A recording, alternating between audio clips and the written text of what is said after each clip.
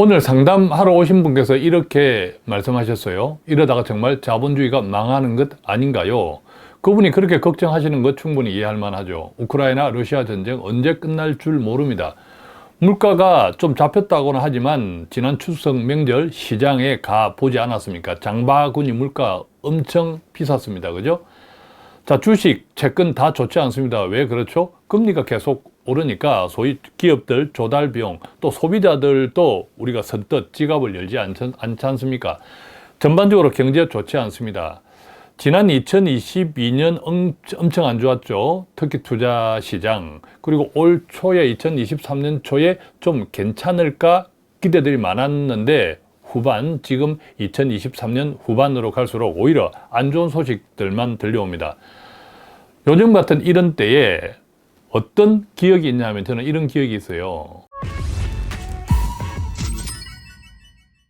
지구 종말 시계라는 게 있습니다. 사실 이게 뭐 투자시장 자본주의하고는 관계없지만 미국 핵과학회라는 데가 있어요. 이 미국 핵과학회에서 예컨대 뭐 환경, 뭐 여러 가지 등등을 다 종합해서 지구가 이대로 계속 방치되면 종말한다.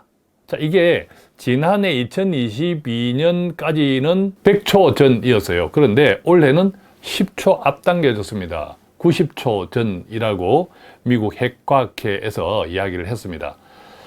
자, 이것은요, 자본주의가 이대로 끝나는 것 아닙니까? 아까 상담하신 분이 말씀하셨던 뭐 그런 걱정을 들으면서 이 시계가 생각이 났습니다.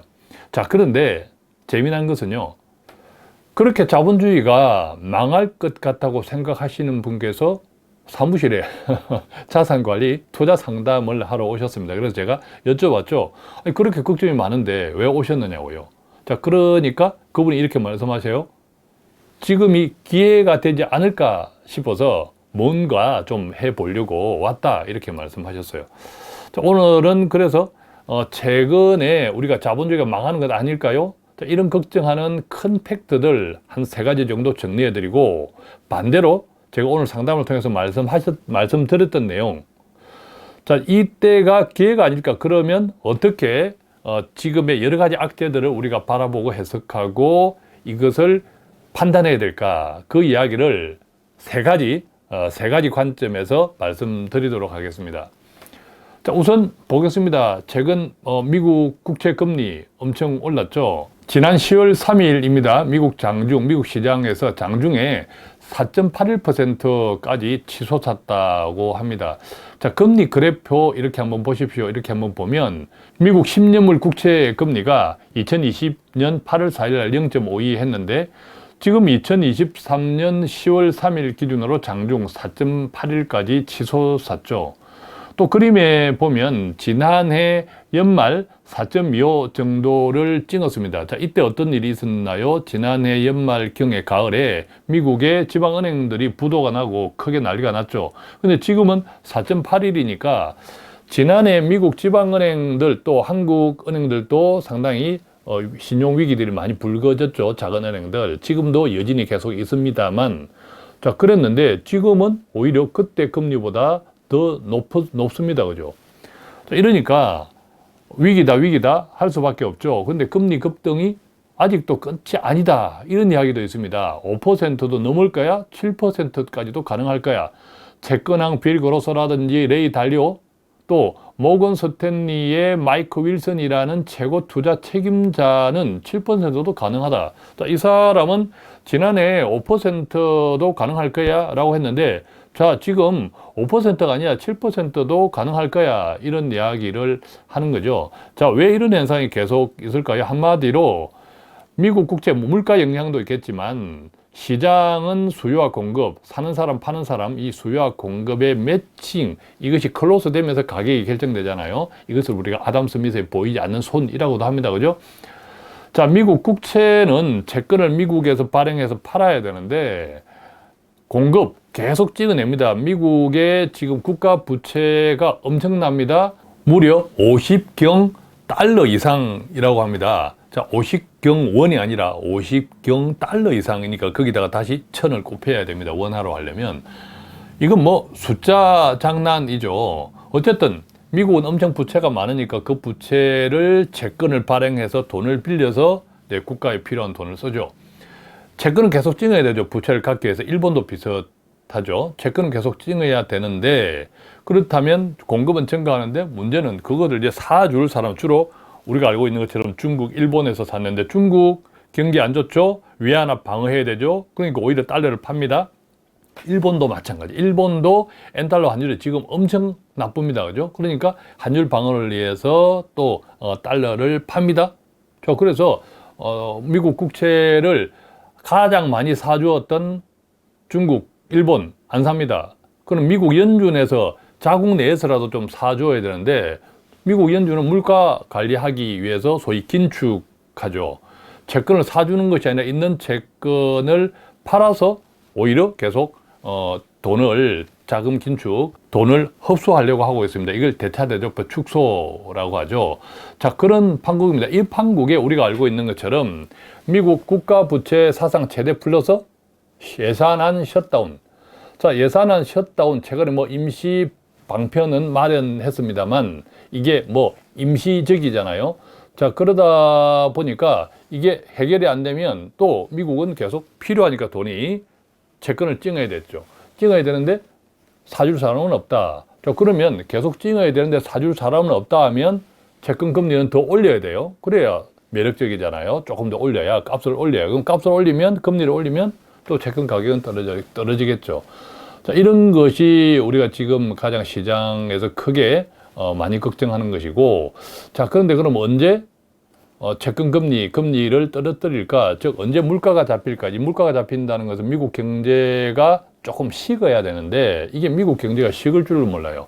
지금 보면 2023년 지난달 8월 달에 미국 월 구인 건수가 거의 뭐 961만 건인데, 이거는 시장 예측치보다 높습니다. 그러니까 단순하게 이것을 이해하면 미국 기업들이 필요한 구인이 무려 1,000만 명 정도가 일자리를 지금 구인하고 있다, 이런 지경이라는 거죠. 그러니까 경기가 계속 좋습니다. 그죠? 식을 줄 모르는 미국 경기.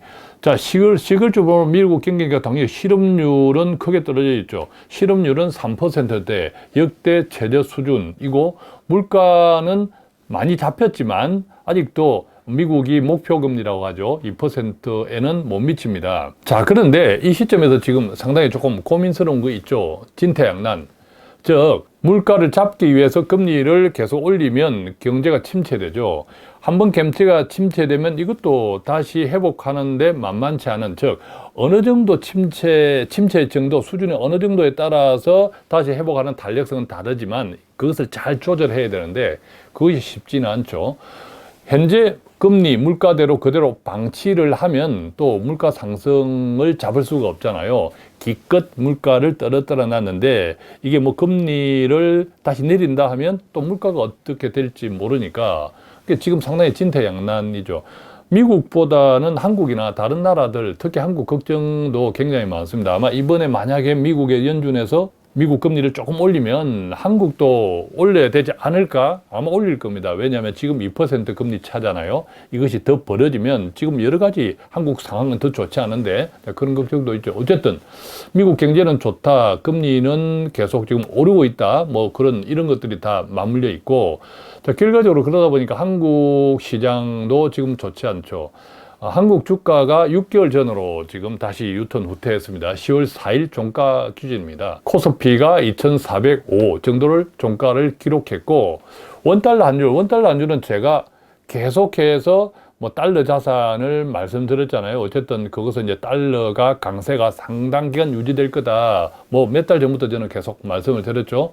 뭐 이게 10월 4일 기준으로 1,363원 1,400대를 찍을 수도 있다. 자, 이런 걱정들을 많이 하는 행국이죠.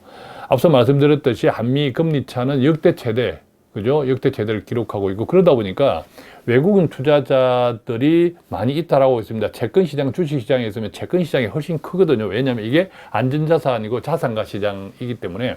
외국인들도 국적은 다 다릅니다. 그죠? 미국 사람도 외국인, 영국 사람도 외국인, 또 동남아 사람들도 외국인이지 않습니까? 그런데 미국 사람들은 한국에 채권 투자 안 하죠. 채권을 살 이유가 없죠. 왜 살 이유가 없나요? 미국 금리가 비싼데 한국 채권을 살 이유가 없잖아요. 그나마 뭐 동남아, 일본 이런 데에서는 한국 채권이 그나마 금리 경쟁력이 있으니까 사죠. 예, 근데 일본을 예를 들어 보십시오.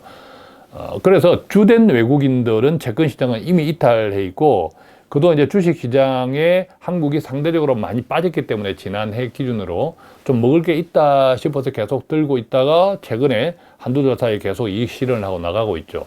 이것도 금리 차가 영향을 미치죠. 돈을 주식을 팔고 미국으로 또 돌려가는 순간에 금리가 2% 가져갈 수 있잖아요. 이제 이런 등등 때문에 여러 가지 악재들이죠. 자, 이런 것들이 우리가 최근에 지금 상담 오신 분이 이러다가 자본주의가 망하는 것 아닐까요? 왜? 지난 한 해 동안 고생했는데 올해 들어서 살짝 나아지는 듯 하다가 다시 더 안 좋아진다. 자, 이런 생각을 가지니까 이러다가 경기 침체까지 크게 오면 이 순환이 너무 오래 가지 않느냐. 그러다가 영원히 망하는 것 아니냐. 이런 걱정을 하는 거죠. 자, 그런데 저는 이제 이런 말씀을 항상 드립니다. 이 자본주의라고 하는 것은 사이클 순환의 예술이라고 저는 표현합니다. 사이클 예선. 이 용수철로 보면 이 사이클입니다. 계속 돕니다. 즉 위로 갔다가 다시 아래로 갔다가 다시 위로 갔다가 다시 아래로 갔다가 하면서 어떻습니까? 이 용수철의 직경은 계속 커지고 있지 않습니까? 그죠? 계속 이제 이렇게 순환하지만 이 용수철의 직경은 계속 커지고 있다. 이게 자본주의거든요. 이 자본주의는 그래서 저는 사이클 순환의 예술이라고 이렇게 표현을 합니다. 자, 이 순환의 예술이라고 하면 결과적으로는 제가 직경이 계속 넓어진다. 오르고 내리고를 계속 순환하면서도 결국 가운데 중심은 오른다. 평균은 오른다라는 거죠. 근데 이 오르는 때는 알 수 없습니다. 즉, 이 순환하는 것이 근데 지금 나쁘잖아요. 이 나쁜 것이 언제 스톱을 하고 다시 오름세로 돌아갈까, 회복될까, 언젠가 그리 되는데 그때는 알 수 없다라는 거죠. 그런데 결국은 오르더라. 이게 굉장히 중요하잖아요. 그래서 늘 제가 투자는 여윳돈으로 하셔야 된다. 기다릴 수 있어야 된다. 그런 말씀을 자주 드리죠. 자, 그런데 생각해 보십시오. 지난해 연말 그리고 올 초까지만 하더라도 이제 금리가 떨어질 거야. 이런 기대들이 많았죠. 기대들이 많아서 채권 가격도 올랐고 채권 투자하신 분들도 괜찮았습니다. 그러다 다시 꼬꾸라졌잖아요. 자, 생각해 보십시오.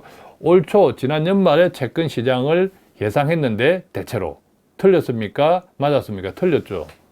자, 그럼 마찬가지입니다. 지금은 또 자본주의가 망할 것 같다고 다 이야기합니다. 그럼 그것이 항상 맞을까요? 자, 자본주의가 망할 것 같다고 하는데 왜 투자 시장에 아직도 돈은 많이 남아 있습니까?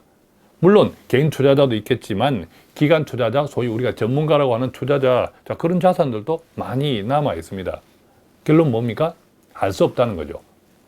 그래서 모두가 걱정하는 방향대로 안 가더라. 모두가 또 기대하는 방향대로 안 가더라. 이게 자본주의입니다. 그렇지만 그때는 알 수 없지만 결국은 오르더라. 이게 굉장히 중요한 포인트. 자본주의란 사이클 순환의 예술이다라는 거죠. 하나씩 적용해 볼게요. 자, TLT ETF는 미국 장기채를 대표하는 ETF입니다. 잘 알죠? 이건 하나의 사례로 드리는 거예요. 뭐 이게 투자하라. 그것은 본인들이 알아서 하시고. 자, 미국 TLT ETF도 보면 지난 2005년에서 현재까지 약 18년 그래프를 가져왔습니다. 18년 그래프를 가져오면 자, 지금 보십시오. 완전 이 지점이죠. 자, 이것도 조금 전에 용수철처럼 생각해 보십시오. 용수철처럼 이렇게 생각하면 지난 1, 2년 전에는 요만큼 용수철의 꼭대기에 있었잖아요. 그리고 지금은 용수철의 바닥이 있습니다. 그죠? 이 바닥이 다시 언제까지 이렇게 갈지는 알 수 없어요. 이건 알 수 없습니다. 그래도 다시 언젠가 이거 오르겠죠. 그죠? 오르겠죠. 이게 자본주의라는 겁니다. 2005년에서 2023년까지 그래프를 그려두었지만 대충 뭐 2005년 기준으로 TLT 미국 장기채 대표 ETF의 이 가격을 보면 한 꼭지점까지는 한 2배 정도 돼요. 다시 반토막이 나 있는 거죠. 자, 그런데 이게 주식이 아니라서 이 정도입니다. 이 정도, 한 반토막, 2배 정도. 이게 만약에 주식이면 더 크게 나올 수 있겠죠. 어쨌든 이것도 이렇게 순환한다 생각하시기 바랍니다. TLT도 이 과정에서 보면 계속 뭐 오르고 내리고 이 과정들이 있잖아요. 오르고 내리고 이것들이 이 속에서 계속 끊임없는 순환이었죠. 순환이었으니까 떨어졌다가 올랐다가 떨어졌다가 올랐다가 떨어졌다가 올랐다가 떨어졌다가 올랐다가 지금 올랐다가 떨어졌다 이렇게 하고 있는 거죠. 자, 또 보겠습니다. 미국 S&P 500입니다. 조금 이것은 더 장기적으로 좀 시계를 넓혀 봤는데 1989년 그러니까 뭐 90년으로 잡고 한 24년 정도 그래프를 가져온 거예요. 24년 정도. 24년 정도 그래프도 똑같죠? 그죠? 똑같습니다. 사이클이죠. 사이클이 있고 지금은 사이클이 떨어졌다가 다시 올랐다가 지금 또 떨어지는 국면이죠. 이게 장기 곡선을 가져왔기 때문에 좀 세밀하지는 못합니다. 그렇지만 뭐 크게 보면 이렇게 크게 꺾이는 데도 있잖아요. 이것도 다 사이클이었다는 거죠. 그죠? 사이클. 자, 지금은 어쨌든 상단은 높아져 있죠. 높아져 있는 상태에서 사이클. 그래서 계속 오른다라는 거죠. 중심은 계속 오르더라. 계속 오르지 않습니까? 미국 주식 계속 오르지 않습니까? 그죠? 그래서 계속 사이클이지만 그 중심은 계속 오르고 있는 사이클이에요. 앞으로는 더 높은 곳에서 또 떨어지고 또 더 높은 곳에서 떨어지고 그렇게 하겠죠. 자, 한국 코스피도 보겠습니다. 한국 코스피는 언제부터 제가 봤냐면 2013년부터 한 10년치 정도 그래프를 가져왔습니다. 자, 마찬가지죠. 자, 이것도 이렇게 선을 한번 그어보세요. 이렇게 선을 그어보면 마찬가지로 그죠? 계속 사이클이죠. 올랐다가 떨어졌다가 크게 올랐다가 크게 떨어졌다가 다시 올랐다가 다시 떨어지고 계속 사이클이라는 거죠. 이건 역시도 시간이 지나면 계속 높은 데에서 높은 지점에서 계속 사이클을 돌겠죠. 자, 지금은 어쨌든 모든 국면들이 밑바닥에 있는 거죠. 그러면 앞으로 다음 사이클은 위로 가는 사이클이겠죠. 그런데 무엇을 모른다고요? 그 때를 모른다라는 거죠. 자, 그래서 저는 세 가지를 기본적으로 말씀드리고 싶습니다. 기본적으로. 첫 번째는 요즘 이제 부채 관리가 좀 필요합니다. 저 금리가 뭐 5% 미국 기준금리, 미국 채권금리 기준으로 5% 뭐 7%도 갈 수 있을까라고 하면 자, 미국의 국채, 특히 10년물은 전 세계의 도매 시장이라는 거죠. 가격, 즉 이자 도매 가격이 미국 국채, 그죠?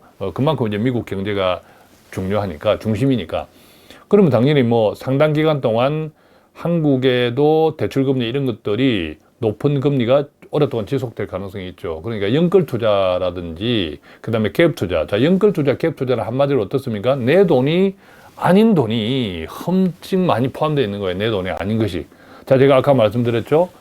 기다리는 것은 좋은데 반드시 여윳돈으로 투자하시라고. 그래야 기다릴 수 있는데 연끌 투자, 갭 투자는 정말 조심하셔야. 특히 부동산 고금리가 계속 지속이 되면 요즘 한국 부동산 뭐 반짝 올랐다고 하는데 어찌 될 줄 모릅니다. 그죠?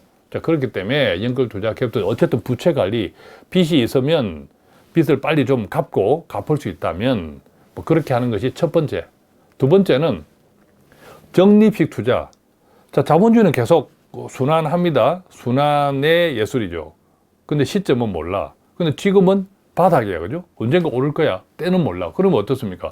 이달도 넣고, 다음 달도 넣고, 매달 꾸준히 적립식 투자. 보험은 10년, 20년 하시면서 왜 투자는 10년, 20년 매달 못 하시냐고요. 그래서 적립 투자 매달 꾸준히 하는, 뭐 이것 아주 좋습니다. 저는 그렇게 생각해요. 세 번째는요, 불안을 좀 관리하면 좋겠습니다. 나쁜 생각은 더 나쁜 결과를 만듭니다. 걱정을 사서 하지 말란 말이 있죠. 물론 제가 서두에 말씀드렸지만 걱정하는 거 충분히 이해됩니다. 공감됩니다. 저도 걱정하거든요. 그런데 그 걱정이 더 나쁜 걱정, 나쁜 생각을 더 나쁜 생각을 하면 그 더 나쁜 생각으로 어떤 지금 내가 오늘 선택을 하면 그것은 별로 결과가 좋지 않습니다. 돌이켜 보십시오. 이게 꼭 투자만 아니라도 너무 걱정해서 오늘 어떤 선택을 했다. 그게 좋은 결과보다는 나쁜 결과들이 더 많습니다. 투자는 특히 그렇다는 거죠. 대신에 포트폴리오 조정은 조금 고려할 필요가 있습니다. 예컨대 지금 바닥이라도 예컨대 주식 같은 거 그러면 앞으로 오를 국면으로 순환할 거잖아요. 그랬을 때 어느 쪽 산업들이 경쟁력이 좀 있겠다. 이런 것들은 내가 포트폴리오 과정에서 조금 조정할 필요는 있죠. 그렇지만 그것을 왕창 팔고 손해보고 있는데, 그죠? 지금 손해보고 있는데 왕창 팔고 이제는 내가 투자 안 하겠다. 그것은 저는 조금 아니지 않을까라는 생각이 듭니다. 왜냐? 한번 돈을 빼면요, 그것도 손해보고 빼면 다시 들어가는 타이밍을 찾기도 힘들고 그게 참 쉽지 않더라고. 어쨌든 뭐 그것도 알아서들 판단하시되 제 생각은 그렇습니다. 그래서 오늘 이러다가 자본주의가 정말 망하지 않을까요? 그 질문을 상담자께서 하셨고, 그런데 그분은 왜 투자하시려고 하니까 지금이 기회가 아닐까 생각해서 정답이죠. 그래서 항상 순환을 믿어야 되고 그 순환을 내가 기회로 가져갈 수 있는 나의 준비들 필요한 거죠. 어떤 준비가 필요할까요? 아까 말씀드렸던 그거예요. 빚내지 말고 적립식 투자, 그 다음에 불안을 좀 관리하고 내 여윳돈 기다릴 수 있다면 이런 것들이 투자자 분들이 준비해야 될 것들이 아닌가 생각합니다. 자, 오늘은 이렇게 해서 자본주의가 이러다가 정말 망하는 것 아닐까요? 하는 걱정을 잔뜩 안고 상담하러 오신 분과 나눈 대화 가운데 개괄적인 내용을 함께 공유해 드렸는데 조금 도움이 되면 좋겠습니다. 고맙습니다.